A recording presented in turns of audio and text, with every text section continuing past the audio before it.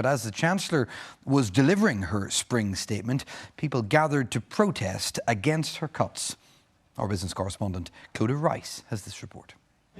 People with disabilities took to the streets in Derry today in protest against cuts to welfare spending, most of which were announced last week, and they had strong messages for politicians. This is a cut too far.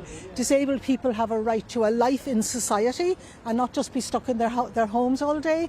And disabled people have a right to actually not be seen as scroungers because they want to work, but the jobs simply aren't there. It's an attack on deaf and disabled people.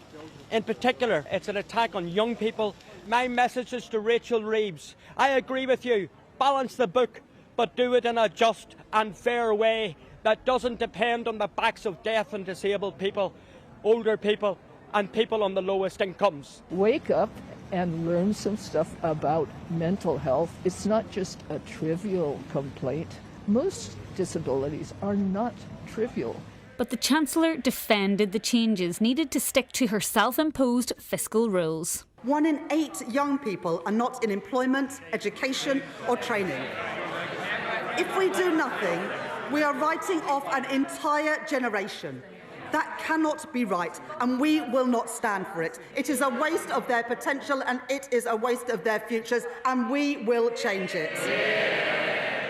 The benefit system is devolved in Northern Ireland, but largely copies what happens in England, as funding a more generous system would have to come out of Stormont's existing budget. There is indication that all of our politicians are on the same wavelength in that they agree that we should not be cutting this vital support to some of the most impoverished and vulnerable people in our community. And it's so important that discussions start now about how we can ensure that these people are protected.